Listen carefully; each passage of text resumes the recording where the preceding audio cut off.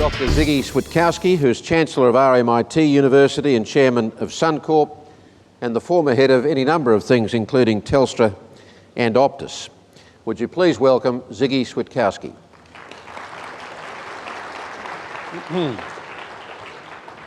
Gary.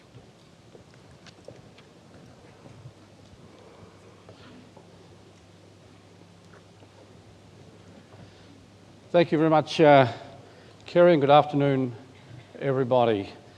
Now, the future of work, I know you've had a number of very interesting sessions this morning, including a transmission from Professor Linda Grattan. And those of you that have gone to have a look at her website will be confronted, appropriately called The Future of Work, will be confronted by an index that is up there on the screen. And what this says is that this topic, future of work, is many-dimensional, quite complicated. And in fact, if you're going to form a view, whether you represent industry or the educational sector or others, you really do have to think about many, if not all, of these topics. And as has already been evident this morning, well-meaning and expert people will look at these subjects and form and draw different conclusions.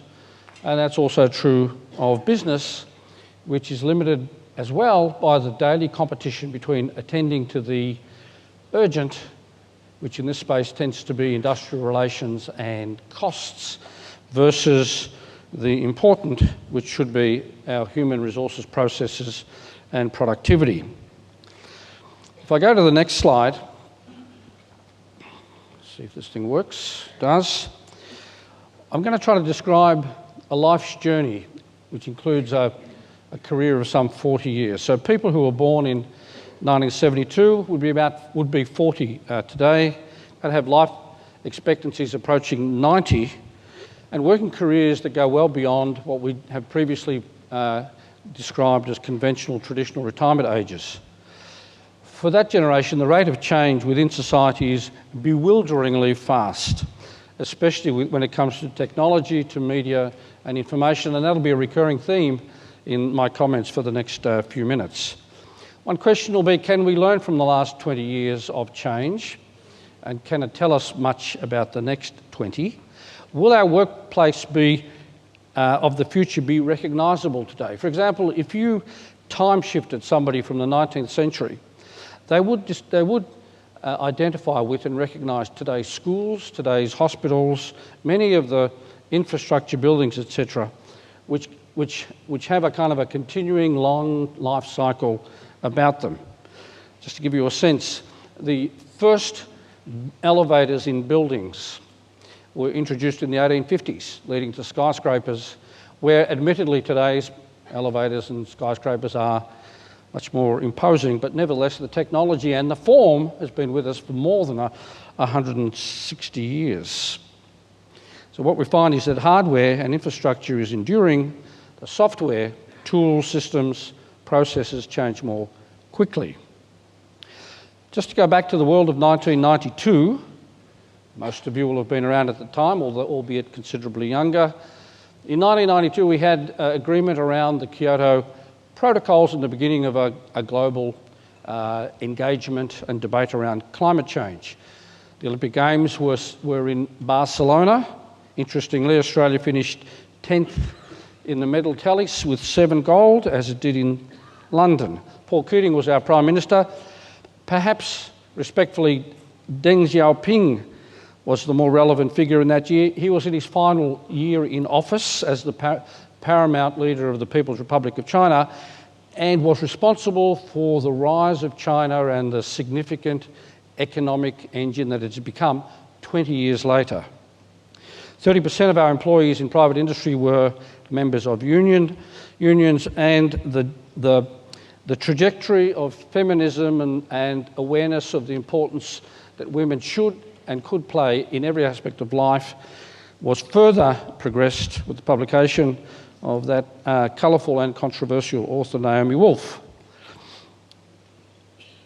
This was the end of the analogue world. This was the beginning of the end of fixed line telephony, faxes, music delivered on tape and platters, photographs that were chemical in nature.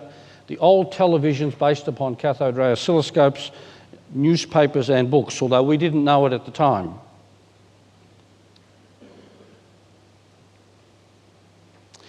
So the technology of the 1990s.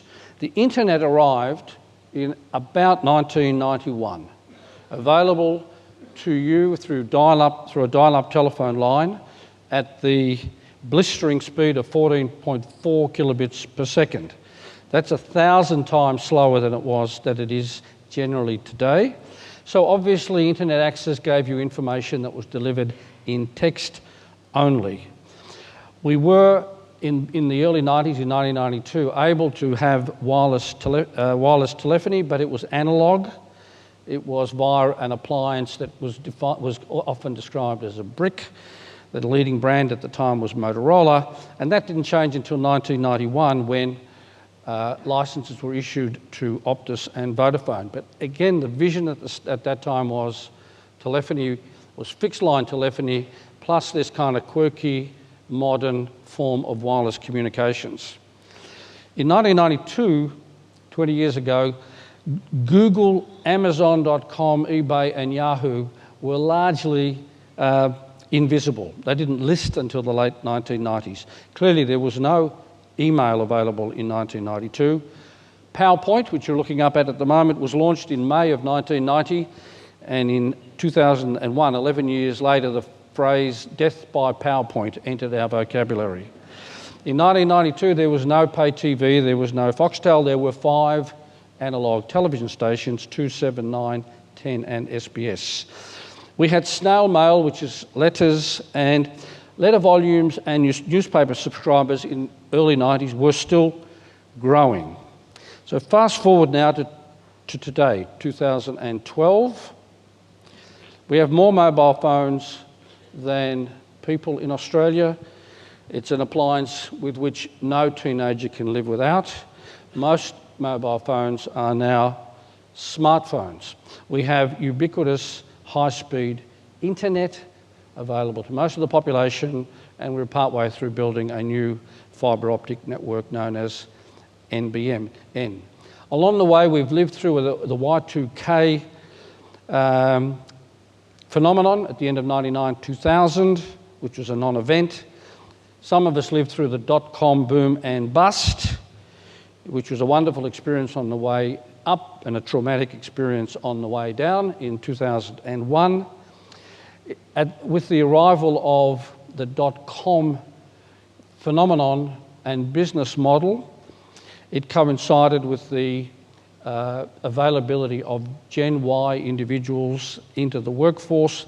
At that point, a compact was broken, or perhaps just severely strained, between an employee and an employer as people with these sort of scarce skills would go to where the opportunities were greatest, and the notion of loyalty or a single career over a long period of time basically was challenged. Fax machines came and went through the 90s.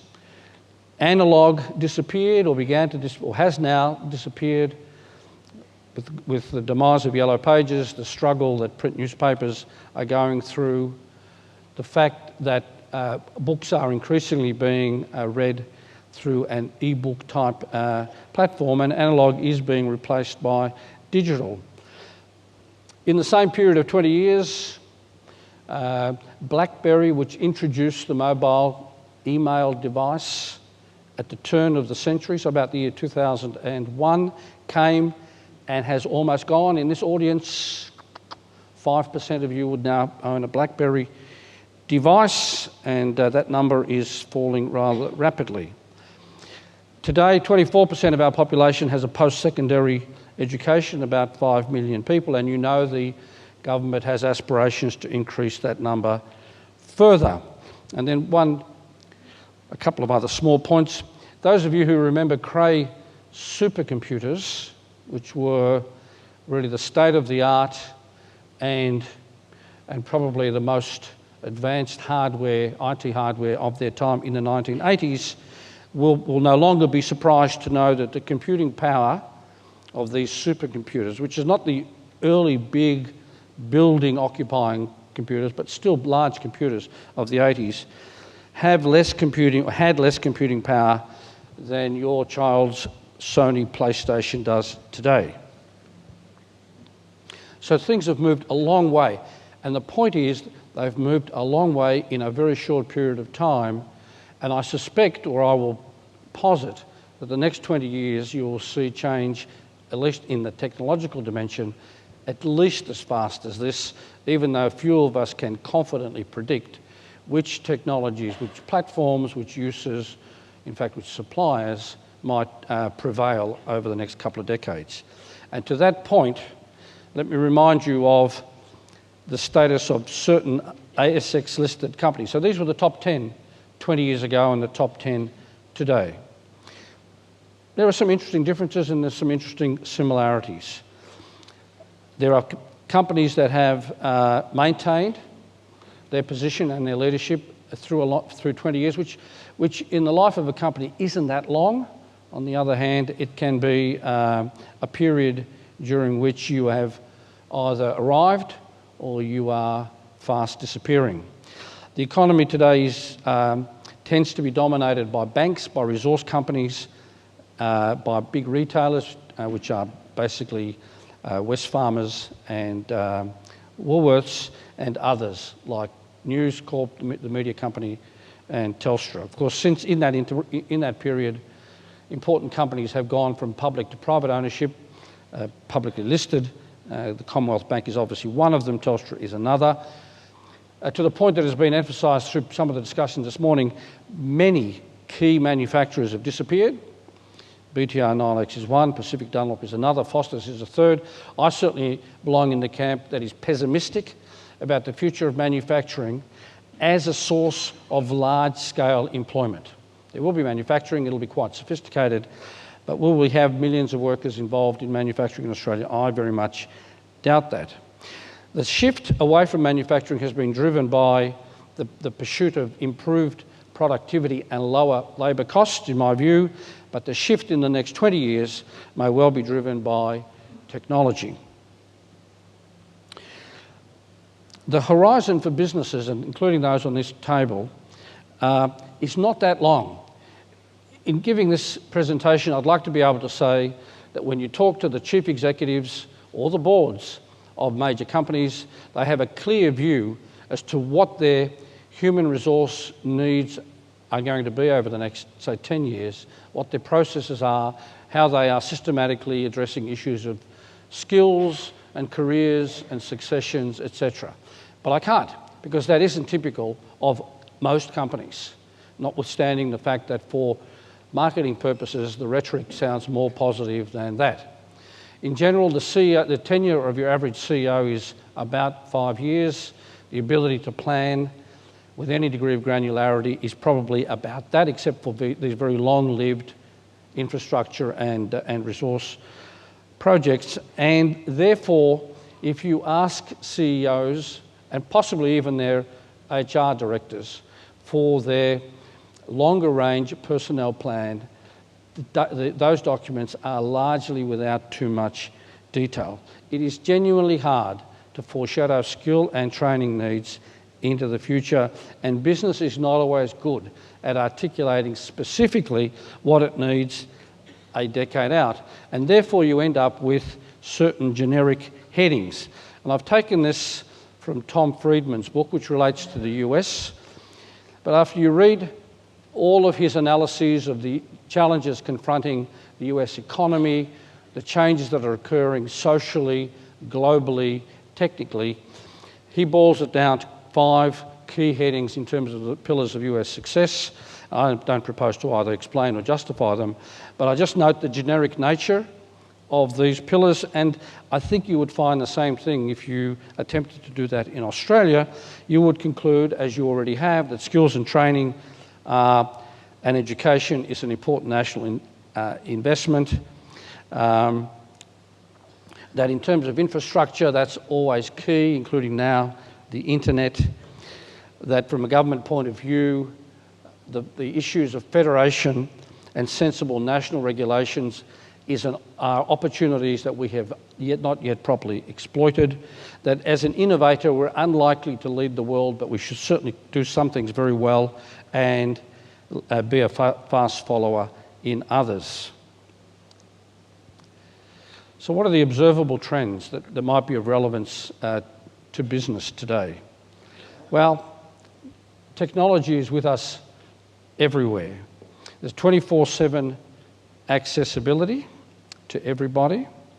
So much so that you hear phrases like, we used to make money while we worked, now we look to make money while we sleep as well, because of the 24/7 connectivity. The Business Council of Australia companies will be important, but the industry mix will change. And in fact, the very essence of the limited liability company, which is a structure that was introduced in the UK in the 1860s and has served the world so well, and in the eyes of many might be the single most important shaper of the modern economy, depends upon the conviction that a company in the form that we recognise it today is the correct medium for getting work done and inventing products and delivering them to customers. That's being severely challenged these days with the always-on accessibility to fast internet. Women are winning at the university, including the one I'm at. More than half, 56% of the incoming class are girls and 44% boys, and they are outperforming the boys. Many of you will argue that that is long overdue. There is a shift from manufacturing to mining, you've heard that this morning as well, to healthcare, a shift from manufacturing and mining to healthcare, hospitality, teaching, social work. There is a question as to whether institutions designed by men can cope with the shift to a female-friendly workplace and to an increasing number of female leaders. The shift to offshoring, to hot desking, to telecommuting is diluting the sense of identification with and loyalty to employers. And even as we bid goodbye to yellow pages and books and telephony and perhaps welcome paperless offices and don't write cheques and certainly don't use notes and coins much, we're also observing that this device, which many of you will recognise as a pen, may well prove to be unrecognisable to the person in the workforce in 20 years' time, because we've gone from writing with a pen to tapping on keyboards to using touch screens, and now on the threshold of gesture-based user interfaces and commands such as in the Wii system. In fact, you should one day stop and measure how often during the day you actually write something other than sign your name. Almost you could get by without doing it ever. And your children certainly do. So, is past performance a reliable guide to future outcomes? Well, as I said, and you've heard, a high proportion of our workforce will have high degrees. Moore's Law, which was articulated in the 60s, says that every 18 to 24 months at the same cost, we double the capacity of various things, particularly in the IT area. That's a phenomenal law that we keep thinking is going to run out of steam, but does not. And business certainly assumes that in 2 years' time we'll have twice the capability at today's cost. In 4 years' time it'll be 2 squared. In 8 years' time it'll be in every 2 years it will double. So we will get 8 times the capability in 3 times 1.5 or 2 times years, and that blows out exponentially in the years ahead. Yes, China will overtake the US economy. Probably India certainly will overtake the Chinese population. I used to say when I was with Telstra, at the early days of the internet, it was a cute saying that whatever the question, the answer was the internet. So people used to think you were either a visionary or a mug, and frankly, it was both, depending, because it's all in the timing. Today, you would say whatever the question, the answer will be found on an app. And who knows what will be the answer in the next few years.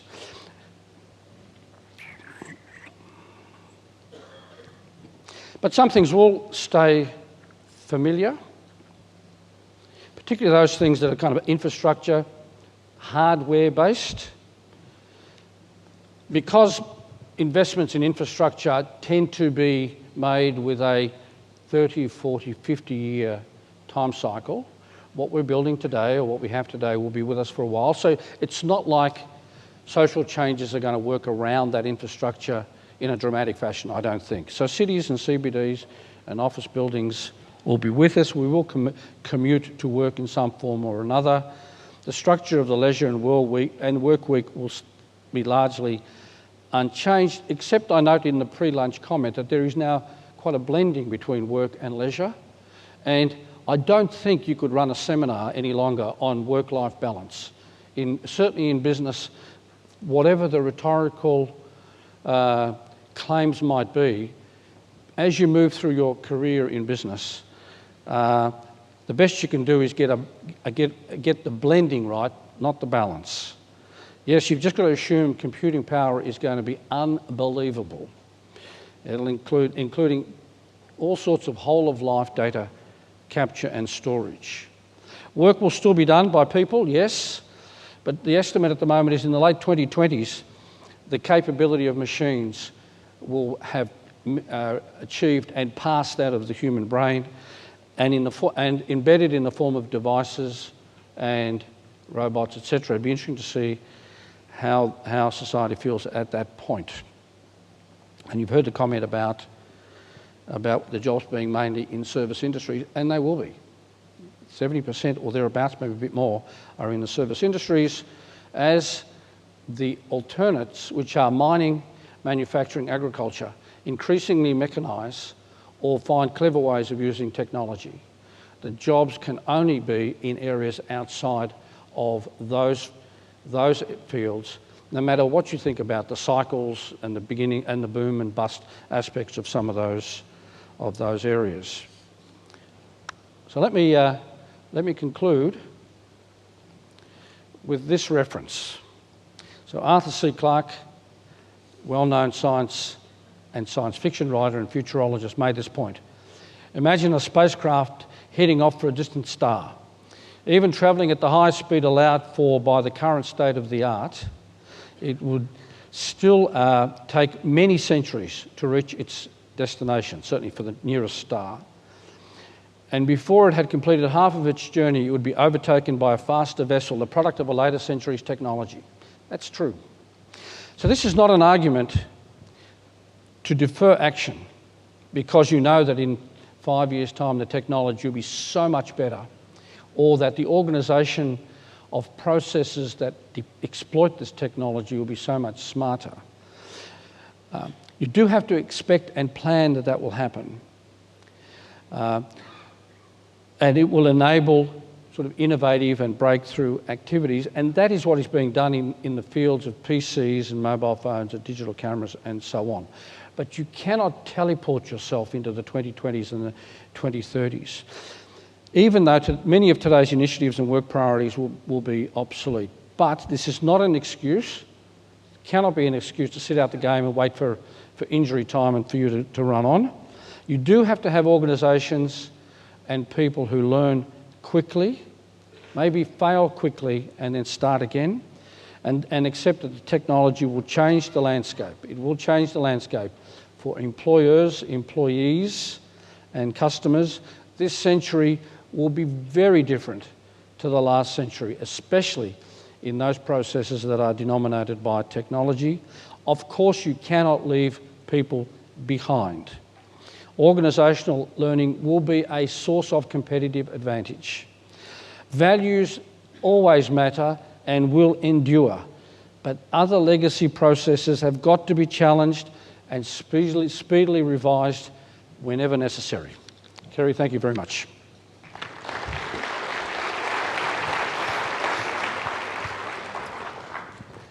Ziggy, when you're talking about business attitudes and adaptation of all of this and business processes, it seems to me on the one hand we know that people are going to retire later, so people are going to work longer into their lives. And on the other hand, you hear someone like Phil Riven talk about the absolutely extraordinary generation that's coming up, that is the net generation, the 20s to 30s, if you like, 20 to 30, who he says are just an amazing group of people coming through the workforce. Do you think, A, that industry is yet properly switched on, not just to the desirability of people being continually employed as they get into their 60s and beyond, but that business can see the benefits of that, of retaining the wisdoms, and at the same time, is business switched on yet to the net generation? Look, I mean, this is the cosmic question. So let me reinforce some of the things that Phil may have said. Today's young people have technology at home that's better than what business provides them. When students come to universities, and including the one that I'm involved with, they are used to an online environment that universities cannot match. They are confronted by an educational system and a community of teachers who, the most progressive of whom, know how to play that role, but understand that they're talking to people who are very, very switched on. So it's a challenge from that point of view, but breathtakingly exciting as you watch this generation come through. Business appreciates what's needed to select, recruit, train and motivate young people. That I think we as a sort of a sector of the economy do quite well. But I've got to say that since, and as I said earlier, since the dot-com period, neither side has a particular commitment to building in a stepwise fashion a long monogamous relationship. It ain't going to happen. Young people aren't looking for it. In fact, young people look to produce a CV where every 4 or 5 years they've moved on to a new development opportunity. Employers understand that, will provide to some extent, but also appreciate that they just have to have a very good, active process of recruitment and replacement. The other thing, Kerry, is we really just don't know what it's going to be like in 10 years' time. None of us any longer are planning on 10 years HR and personnel policies. They will change. But can you see the potential hitch with the culture at work, whether the under 30s and the over 60s are going to be talking the same language?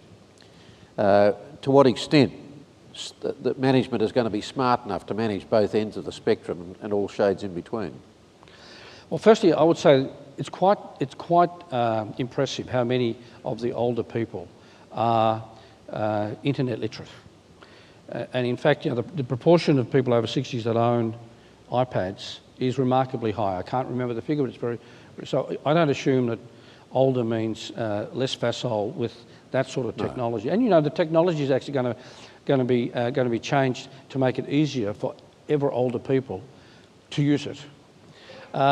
In a workforce, are there companies that have thought through managing a demographic that is stretched at both ends? No. And will stretch increasingly. And will stretch increasingly. And of course, it's not just age and being able to do a job. It's the fact that progressively, as people won't retire, they will continue to work, but it'll be in quite different ways, different numbers of hours, different roles. But that mentoring could be properly harnessed, immensely valuable, I would have thought, because otherwise if this is all going so fast, and we're in the digital age where like massive amounts of data can be dumped from one side of the world to the other within the blink of an eye, to actually process all of these things, to be so what I'm saying, I suppose, is what you don't want is a world driven at the younger end of the spectrum where the wisdoms are lost in the process.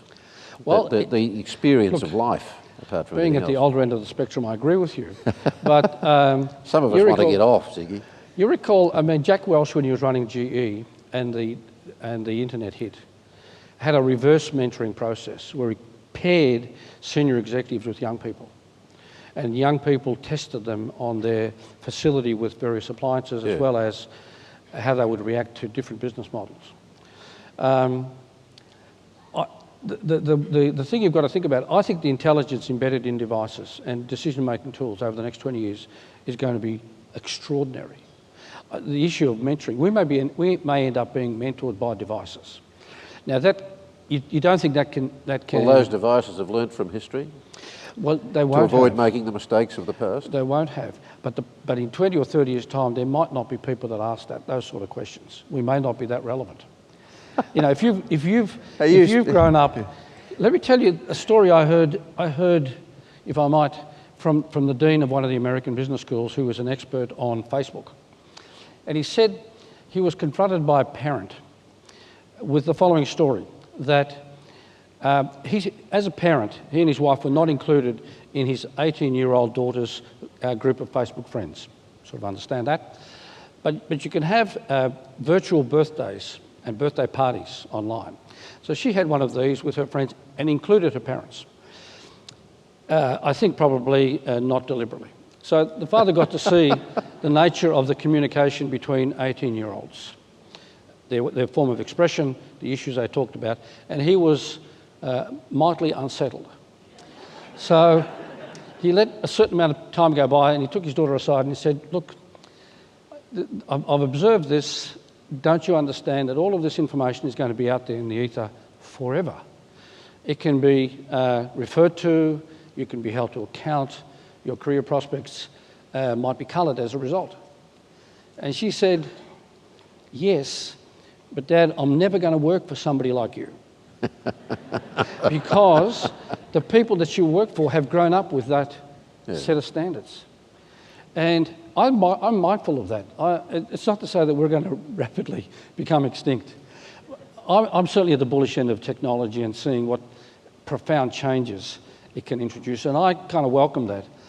I'm also very, very confident in the resilience of our society and our people, and we will adapt. And even though people are alarmed about certain booms finishing and the fact is that as a community, providing we have good values and we've got sound education and we are adaptable, flexible and resilient, we'll be fine. We got a question from the audience. If you could just stand so we can... We've got people with microphones standing, but no one from the audience. We got one? Sorry? Movement at the station. Good. Hi, Ian Newton, North Coast TAFE. I was just interested as someone who sort of straddled both the corporate and academic world, what you thought about an earlier commentator talking about we won't get real reform or performance out of universities, and you could extend that to TAFEs until they're publicly listed companies. Look, I can understand the direction of the question, but look, I've taken over as... that overstates it. I've taken on the role as Chancellor of one of the Melbourne-based universities 18 months ago. My observations are that today's Australian universities are in the hands of a very, very capable set of executives. The big universities, Sydney, New South Wales, Melbourne, etc., all have assets of $1.5 billion or thereabouts. They're run by executives that I judge to be as good as I have seen right across business for that scale and complexity. And they worry about the sort of the context within which your question is asked. Is the form of delivering education going to shift markedly into the future? What is the importance of online education? What is the value of a campus-based experience? How do we connect to Asia while at the same time getting the balance and the blending right so that both sides learn? So they're very alert to those questions. I think by and large they're doing it pretty well. I think the educational achievements of our universities, their rankings, and the job readiness, if that's their objective of their graduates, at a high level. I would say that if you had to pick an industry in Australia with a future and of growing importance, aside from the social value of training our own, it'll be the export opportunities within education. So I'm quite bullish on it, without for a moment avoiding acknowledging that if you, again, teleported somebody into a university from 100 years ago, they'd know exactly where they were. Not that much has changed. Ziggy Switkowski, thanks very much for joining us. Thanks, Gary. Thank you.